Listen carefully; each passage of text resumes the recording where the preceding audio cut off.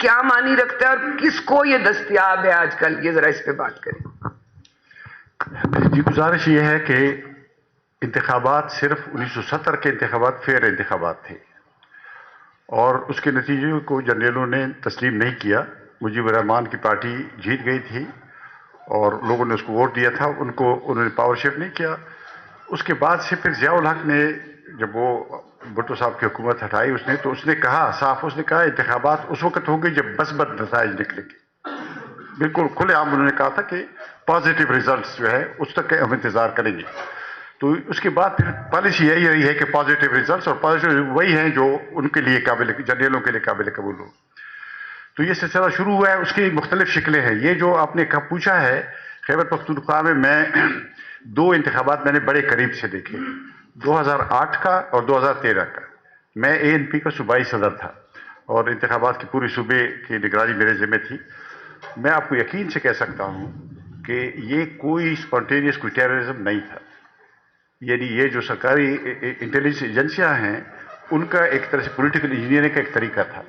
جو یعنی میں نے سنا ہے، یعنی مباحثوں میں نے سنا ہے، وہ کہتے ہیں کہ طالبان کوئی خطرہ نہیں ہے. طالبان ہم نے بنائے ہیں، کبھی گڈ طالبان، کبھی بیڈ طالبان، کبھی گڈ ہو جاتے ہیں بیڈ. لیکن وہ کہتے ہیں اصل جو ہے یہ پشتون اور بلوچ نیشنلسٹ ہیں، ان کو یعنی ہم نے قابو کرنے یا ان کو ہٹانا ہے. تو وہاں پہ یہ ٹیررزم کا سارا سلسلہ ایک طرح سے پولیٹیکل انجینئرنگ کی نئی شکل ہے. اور آپ دیکھیں گے اس دفعہ بھی، اب دیکھیں نا محسن داوڑ پہ حملہ ہوا، اسی طرح سے اب کیوں اس پہ حملہ ہوا؟ لیکن اس لیے کہ وہ ایک اور یعنی نظریے سے بات کرتا ہے، ڈیموکریسی کی بات کرتا ہے، نیشنل رائٹس کی بات کرتا ہے، پولیٹیکل رائٹس کی بات کرتا ہے.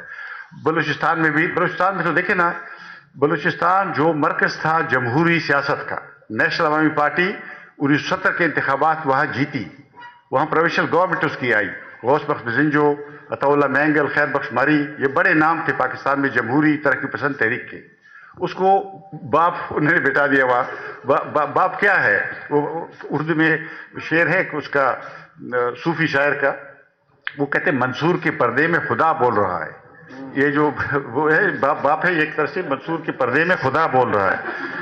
بیسیکلی تو بلوچستان کو لیے بنا سینٹ جو ہے، سینٹ ہے بیسیکلی اس آئین میں، اس کو 18ویں ترمیم میں اس کے نام کے ساتھ بڑھایا گیا ہے ہاؤس آف فیڈریشن.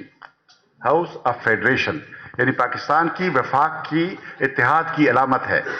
اس کو کیا بنا دیا گیا ہے؟ House of conspiracies. اور دیکھیں نا اس کے چیئرمین کے الیکشن کیسے ہوا. اور میں یہ بہت اختصار کے ساتھ میں یہ بتانا چاہتا ہوں، میں جب ہیومن رائٹس کمیٹی کا چیئرپرسن تھا سینٹ میں 2009 سے 2015 تک، تو یہ ڈس اپیئرنس کی خبریں بہت آئی، ہمارے پاس شکایتیں لوگ لے آئے. ہم نے اس کو تھوڑا سا انویسٹیگیٹ کیا اور ہم اس نتیجے پہنچے کہ اس میں ڈس اپیئرنس میں میجر ہاتھ جو ہے وہ ISI کا ہے. اور ہم نے یہ فیصلہ کیا، کمیٹی نے فیصلہ کیا کہ ہم اس کے بارے میں قانون بنانا چاہتے ہیں. ہم نے ڈیفنس منسٹری کو خط لکھا اور ایک آؤٹ لائن اس قانون کا ہم نے بھیجا کہ یہ قانون ہم پیش کرنا چاہتے ہیں. پہلے انہوں نے کہا کہ ہاں ہم آپ کو جواب دیں گے. یہ جنرل آصف یاسین ملک اس وقت ڈیفنس سیکرٹری تھے، وہ آئے کمیٹی میں، لیکن پھر وہ چپ ہو گئے. ایسا انہوں نے جواب دینا بند کیا. تو پھر ہم نے اس کو سینٹ سے منظور کرایا، پلینری سیشن سے. اچھا، ان کا یہ خیال تھا کہ یہ پاگل ریٹائر ہو جائیں گے تو بس ختم ہو جائے گی بات. لیکن اس کے بعد بابر صاحب نے، فرحت اللہ بابر اور رضا ربانی نے دوبارہ اس کو پیش کیا. جب وہ دوسری بار جب آیا تو پھر ایجنسی نے فیصلہ کیا کہ اب سینٹ کو ہم نے کنٹرول کرنا ہے. تو اس کے لیے سنجرانی فارمولہ، یہ بلوچستان میں نون لیگ کی پارٹی کو ختم کر کے وہاں سے آزاد ممبران کے گروپ لایا گیا اور اس کے ذریعے چیئرمین، اور 6 سال سے چیئرمین کو اس لیے بٹھایا کہ اس میں ایجنڈے میں یہ والا حصہ کہ ایسا کے لیے قانون یہ نہ آئے کبھی پھر. تو اب دیکھیں نا، سینٹ پہ فلٹر لگائے گئے ہیں. فرحت اللہ بابر کو اپنی پارٹی نے ٹکٹ دیا، اس کے اور سینیٹر ہو گئے، پختونخوا سے وہ نہیں ہو سکے اس لیے کہ فلٹر میں وہ نہیں جا سکتے.